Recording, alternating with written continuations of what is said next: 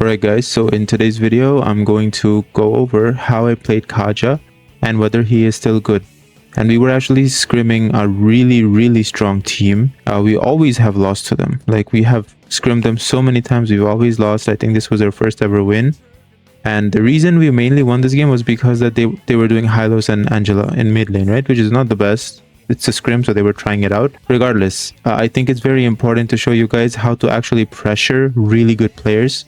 And as you guys know, like, the jungler is Dez. He was playing Ling this game. It's one of his mains, right? He should be able to farm really good, right? And we all know that he's a good player. But in this video, we were actually able to pressure him really well. And I'll show you guys how to understand when you should be playing aggressive and when you should be playing passive. Right? I'll explain all of the conditions to you guys. So here, I just quickly cleared mid and helped my jungler with his blue, so we can secure the lethal a little faster, right? And then immediately, I try and pressure the Ling so he's unable to take his green. My Suyo tries and attacks the Hylos too much, but we all know that Suyo doesn't have that much magic defense with his immortal form anymore, right? So he takes a lot of magic damage. He shouldn't have gone on the Hylos and just continued farming, and that's why, you know, they got the first blood. So even though we are pressuring, right, when we were supposed to pressure the Ling, we should have been able to. The Suyo kind of messed up, and that's why we are struggling a little bit here. So no matter, you can't let those things get to your head. We clear up mid lane right after, and the next objective is to look at Ling's blue. I see it's in the bush. I just first skill and passive just to try and see how the status is, but it was so lucky that I actually got the blue buff. However, with this luck, I'm going to use it and maximize it to the full use, right? Today's video is sponsored by Eldorado. If you're looking to top up your Mobile Legends diamonds for a much cheaper price, you definitely need to check them out. And you will also be supporting the channel by using my affiliate link in the description. If you do decide to check it out, don't forget to use code HAJUN at checkout for an even bigger discount. Guys, this website is 100% safe. Trust me, I'm vouching for them. If you encounter any issues, let me know in the comments. I got you. And thanks again to Eldorado for sponsoring today's video. So here, you can see I'm just pressuring the Ling, and there's nothing the Hylos can do. He can't really walk up into a Zushin, right? And I just pressure Ling and not let him take his green. See, he doesn't hit level 4. He didn't get his blue buff, and he also hasn't secured this lizard. He's not even level 4 yet, right? So it doesn't matter how good of a player you are. If the pressure is being applied the right way and the team is disciplined and playing in a textbook manner, it doesn't matter how good you are. You can't make an impact, right? So my team is on turtle right now, but I'm going and checking my red buff because there is a chance that Ling tries and takes it, right? They just give the turtle and he tries to take the buff. However, he didn't. He went and tried to contest turtle. He probably tried to take his double green on top lane. Got level 4. And now my Esme was ready. He had ult and we had all of our skills. So I immediately pulled the Ling, flicker ult him, and then we secure a kill onto him, right? We have Suyo, who is very strong in the early. A lot stronger than Ling, so we can afford to play very aggressive. And this Ling also didn't get his blue buff, so he doesn't have farm. So yeah, here we're able to kill Ling, we're able to secure his red buff, win the fight. And now we are also going to take his greens, just take the letho, and then just keep applying the pressure, right? And to be honest with you, for stamina, I feel like the main carry is this. So if you're able to shut him down and make sure that he doesn't have enough farm, where he's not in a position to carry, we have a very good chance of winning.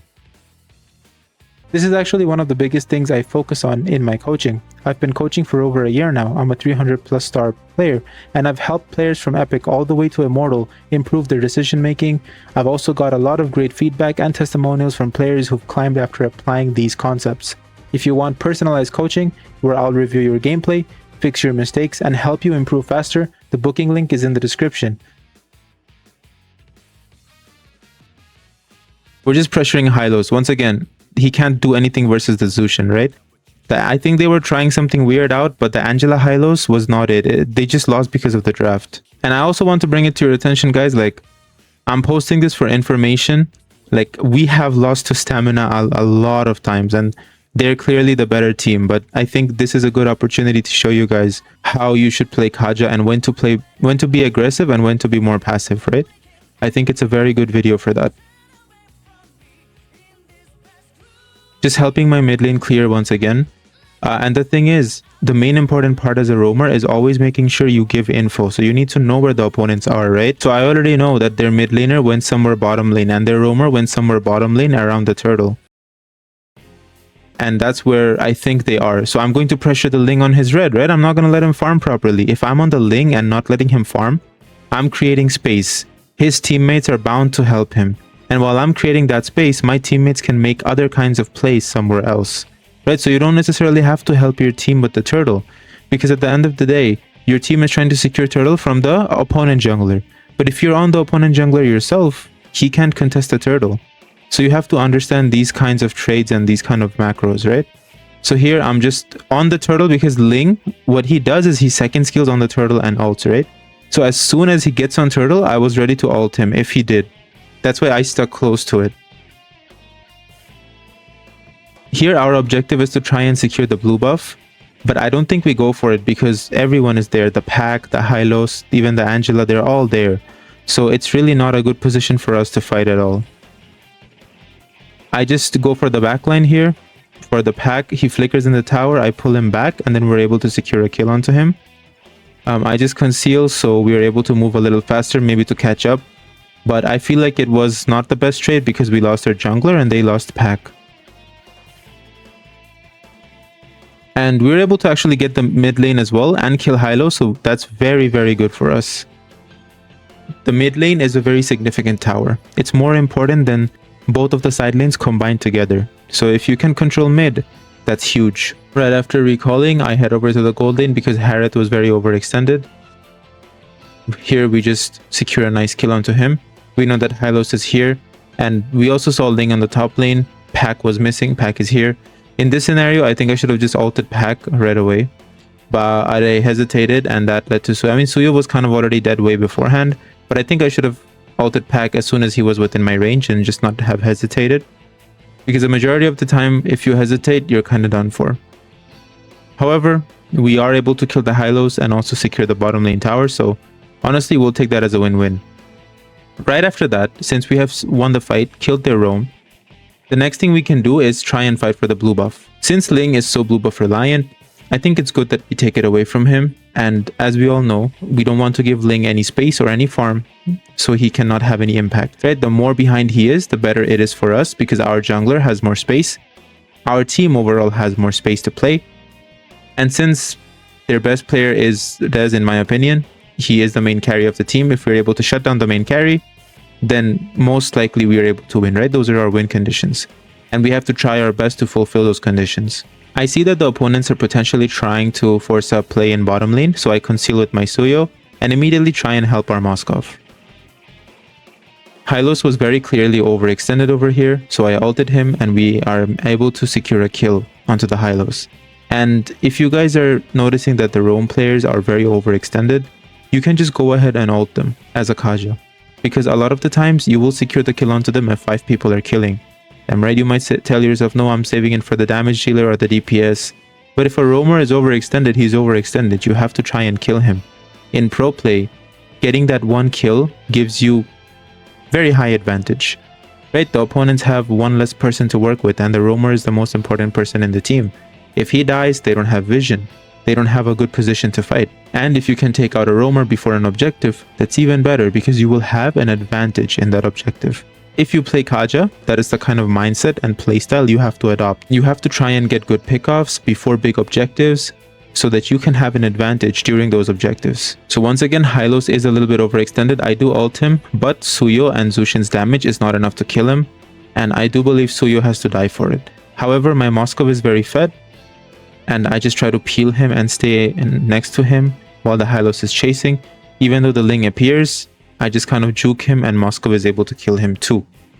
The main reason for that being, the Ling was not able to farm this whole game, right? He has been struggling, he didn't get level 4 on time, he got his first blue taken away. So naturally, the Moskov is going to have more gold and kill him. Here, I should have just recalled and gone away because my Zushin was too overextended and he was dead anyways. It was his fault. So I tried to cover him up and I died in the process too. So as a roamer, you have to recognize these things as well. If a teammate is too far gone, there is no need to help them. Just back, recall, and save yourself. Since their Ling just died, we have a good position on Lord. We're able to actually just secure it. We rush it and then we just secure it because the opponents are really not in a good position to vision right now. They don't even have their gold laner, their main damage dealer.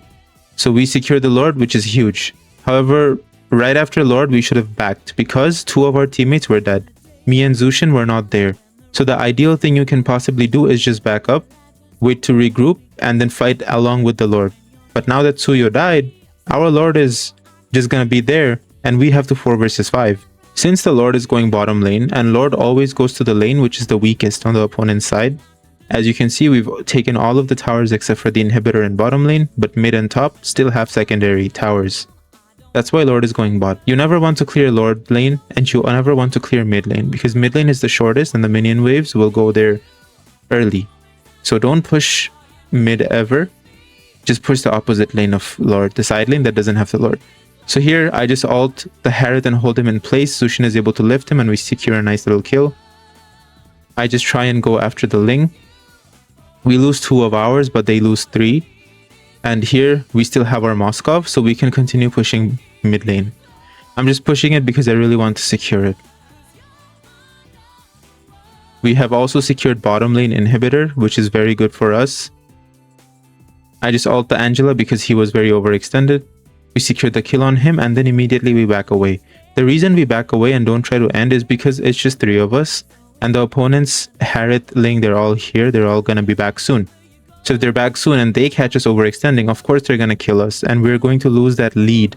Or not necessarily lose the lead, but we will definitely give them a lot of gold. And they're going to have an easier time catching up. And we don't want to do that. And this is where discipline kicks in. Right? If the Lord is dead, we wait. We freeze the lanes and we wait for the next wave. I think Ling does a very good ult here. He times it so perfectly where he immunes my ult. So that was very well played. We just continue fighting. I just continue kiting them with my first skill passive.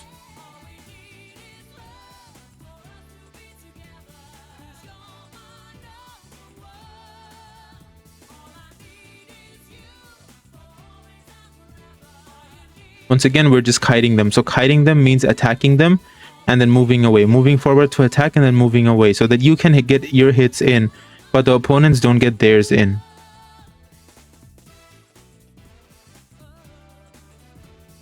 And I'm not going nowhere near that Harith because as soon as I go, all he has to do is basic attack me once and I'm dead. So I'm just going to recall. And as you can see, the Esme pick here was very clutch because he's literally 1v3ing. And there's nothing they can do about it because she just counters Angela, she counters Harith so hard. There's nothing they can do. They can't kill this Esme. Lord is going to be up in a few seconds and I'm just going to vision as much as I can.